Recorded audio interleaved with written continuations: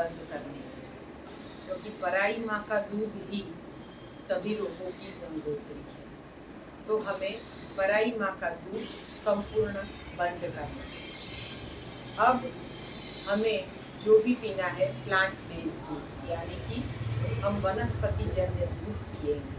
पराई माँ का दूध क्यों नहीं पीना है? क्योंकि उसको ऑक्सीटोसिन के इंजेक्शन देके निकाला जाता है, उस पर बहुत अत्याचार होता है गाय और भैंस पे, और वो दूध अगर हम पीते हैं तो इनडायरेक्टली वो स्टीरॉइड के इंजेक्शन जो देते हैं ऑक्सीटोसिन के, वो हमारे पेट में जाते हैं वही दूध के जरिए।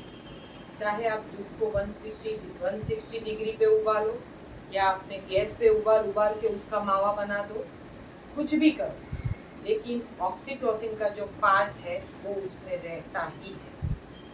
तो वही ऑक्सीटोसिन लेने से ही आज हर घर में डायबिटीज और हर कुटुंब में कैंसर है। अगर हमें कैंसर और डायबिटीज को अपने घर में जगह नहीं देनी है तो आज का दूध हमें घर में खरीदना बंद करना पड़ेगा। जब आप दूध बंद करते हो तब आपको शुरुआत में थोड़ी सी तकलीफ जरूर होगी, क्योंकि जब हम दूध बंद करते हैं यानी कि दूध से बनी हुई चीजें, यानी पहली उसमें आती है चाय। अगर चाय बंद करते हैं, ये बोलते ही लोगों के होश उड़ जाते हैं, ये तो चाय बंद करवा दो, अभी तो कम लोग हैं। तो चाय का जिसको आदत है वो लोग शुरुआत में तुलसी सूजा का प्रयोग कर सकते हैं, यानी कि शक्तिवर्धक काढ़ा बना के पी सकते हैं। जब आपको चाय छोड़नी है तब उसमें आप कच्चा सौंफ और साबुत काली मिर्च, जैसे एक जना है तो 3 पीस काली मिर्च ऐसे आखी ही डाल देनी है। सौंफ भी अगर दरदरी पीस के पाउडर करके नहीं, या फिर साबुत डाल दो, और उसमें आप अदरक, तुलसी, पुदीना ये सब फ्रेश कूट के डाल दो। जो लेमन ग्रास होता है, नीली चाय बोलते, वो डाल दो। थोड़ा इलायची का पाउडर, दालचीनी का पाउडर आपको खुशबू के लिए, या फिर चाय का मसाला कुछ भी डाल दो। अच्छे से उसको 2 गिलास पानी में इतना सारा डाल के आप उबालो, और फिर जब 1.5 गिलास बच जाए उसमें आप गुड़ डाल दो, देसी गुड़, और फिर थोड़ा वो गुड़ उबल जाए, एक रस हो जाए, फिर आप उसको गैस बंद करके थोड़ी देर के बाद उसको छान के पी सकते हो। उसमें लेमन डालना है तो आप अपने कप में डाल सकते हैं। चाय तो डाले ना? हाँ, चाय नहीं डालना उसमें? चाय पत्ती नहीं डालनी, मतलब दूध नहीं यूज करने का, चाय की यूज करते? नहीं, चाय पत्ती में निकोटीन है, उसमें ग्रीन टी જે બધા પીતા હોય છે પીતા છે। बाहर की ग्रीन टी पता नहीं उसमें चाय की पत्ती आती है कि कैसी आती है, मुझे ચા તો આવતી જ હશે કારણ કે એ પીએ ને પેલી ચા છોડીને આ પીએ તો માથું નથી દુખતું। हाँ, तो फिर उसमें चाय पत्ती। अच्छा, તો તમને બતાવીશ આ વખતે પત્તા જ હોય આવીશ છે, પેકેટ પેલા લેતી આવીશ એમાં લખેલું હશે ઇન્ગ્રેડિયન્ટ્સ ચાના લીલા પણ તોડેલા જ હોય છે। वो चलता है। चाय के जो लेमन ग्रास होती है ना, हरी चाय नहीं बोलते अपने, जो मार्केट में मिलती है, वो आप ऐसे धो के फिर कैंची से काट के उसमें डाल दो, उसकी खुशबू भी बहुत अच्छी आती है लेमन ग्रास की। काली चाय, वो काली वाली काली चाय नहीं डाल सकते, वो आप उसका काढ़ा नहीं बना सकते। हाँ, शहद आप ऊपर से डाल, अगर दूध डालना नहीं चाहते तो आप ऊपर से जब हल्का सा ऐसे पीने लायक बने तब शहद डालना, एकदम गरम गरम में शहद मत डालना। और आप शहद और नींबू डाल के भी पी सकते हैं, ऐसे भी बहुत अच्छी लगती है, हमारी प्रीति बहन बहुत अच्छी बनाती है।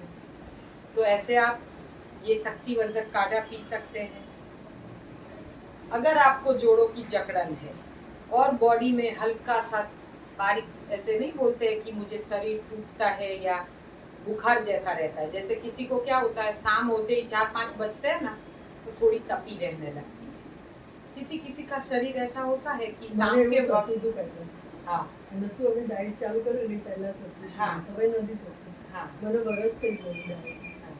तो ये सब जब आपको शरीर में ऐसा लगता है कि मुझे थोड़ी तपी रहती है शाम के वक्त या दोपहर के वक्त, अनइजीनेस फील होती है, जैसे आलस आती है, बॉडी पेन रहता है, ऐसे थोड़ा, हाँ ऐसा जब रहता है तो ये अच्छी निशानी है, क्योंकि ये आपके टॉक्सिन्स बाहर निकल रहे हैं। लेकिन जिसको भी बुखार वगैरह ऐसा रहता है हल्का सा, उन लोगों को अपने पास जो शक्तिवर्धक काढ़ा है वो पिसा हुआ रेडी है, वो आप ये जो चीज़ें बताई ना उसके साथ एक बड़ा चम्मच वो डाल दो। उसमें सौंफ है, लेकिन उसमें हमने जीरा, मेथी और अजवाइन डाले हैं, वो आपके शुगर में भी काम करेगी। उसमें हमने मुलेठी डाली है, मुलेठी यानी यष्टि मधु, जेठी मधु, हाँ वो भी डाली है, क्योंकि उससे थ्रॉट का और पूरे ये ट्रैक का हमारा साफ हो जाए। उसमें हमने काफ़ी सारी औषधियाँ डाली है, इलायची भी डाली है, ये मुलेठी डाली है, फिर पिपरामूल डाले हैं, तो काफ़ी चीज़ें मिला के हमने शक्तिवर्धक काढ़ा तैयार किया है। वो अगर डाल के आप पीते हैं ये सब चीज़ों के साथ, फ्रेश चीज़ों के साथ, तो आपका बुखार आहिस्ता आहिस्ता बिल्कुल हट जाएगा। जो रोज़ आता है हल्का सा वो हट जाएगा, और इससे बॉडी पेन भी बिल्कुल चला जाएगा। अब जब हमारा बॉडी पेन बिल्कुल चला जाए, अगर आपको ये काढ़ा अच्छा लगता है तो ये गर्म नहीं पड़ेगा, क्योंकि इसमें सबसे ज़्यादा सौंफ है, तो सौंफ है इसीलिए हमें गर्म नहीं पड़ता है। तो ये ऐसा काढ़ा आप पी सकते हैं, लेकिन सुबह के वक्त हमेशा के लिए मत पीना। जब रोग हटाना है तो सुबह में इसकी आदत नहीं डालना। ये क्या है, नेचुरोपैथी कहलाया जाता है, एनडीएस से जुड़ा हुआ है, वो है नेचुरोपैथी। जब आप बिल्कुल निरोग हो जाते हैं और आपको लगता है, सर्दी के मौसम में भले आप सुबह में पिए काढ़ा, सुबह में यानी 10 बजे के करीब, लेकिन या 12 बजे, आपको जब भी आप उपवास छोड़ते हैं, जब ठंड का मौसम है, जब बारिश का मौसम है, तब हमें कुछ गर्म पीने की इच्छा होती है तो पी सकते हैं। लेकिन इन दिनों में अगर आपको सुबह में पीने की ज़रूरत ना पड़े तो फिर आप ना पियो तो भी चले, शाम के टाइम पिए, जब 4-5 बजे आपको पीने का मन करे तो आप गर्म काढ़ा पिए। अगर आपका रोग चला गया है, आप बिल्कुल निरोग हैं, और जैसे आप अभी जो पथी कर रहे हैं, आपका दवाई चालू नहीं होना चाहिए। बस हमें इतना ही मतलब रहता है कि आपके शरीर में कोई विदेशी दवाई नहीं जानी, यानी कि एलोपैथ कोई दवाई चालू है तो आपको सिस्टम में थोड़ा सा फेर बदलाव करना पड़ेगा। अगर आपको कोई भी दवाई चालू नहीं है तो आप जैसे कर रहे हैं वैसे करते हैं, उसमें हम मना नहीं करेंगे, क्योंकि आपके बॉडी ने आपको स्वीकार लिया है।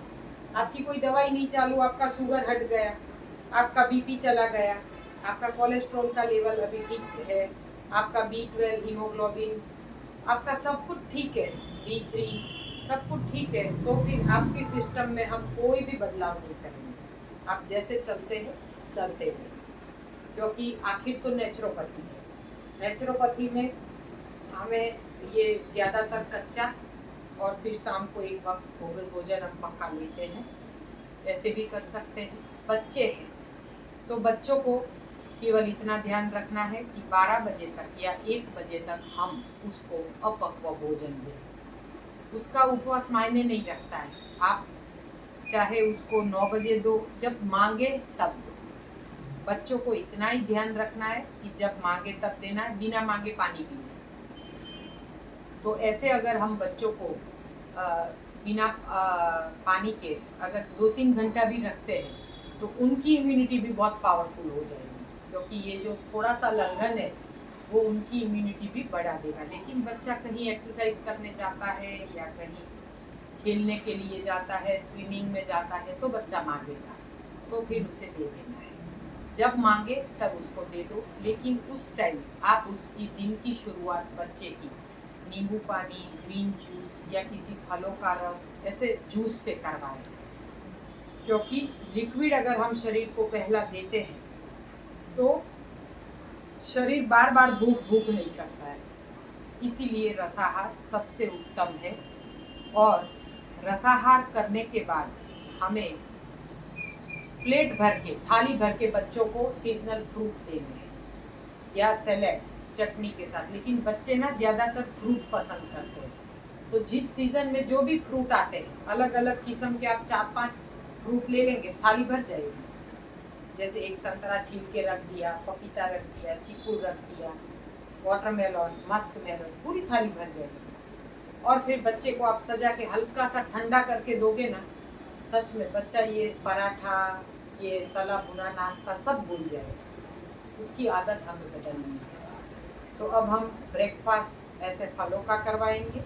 और फिर तला भुना बच्चों को कुछ खाना भी है ना तो घर का बनाया शाम के वक्त, दिन के टाइम पूरा अपक्वा, और दोपहर को बच्चा भले पेट भर के दाल सब्जी चावल रोटी जो भी खाना है खाए, क्योंकि बच्चे को हम दे सकते हैं।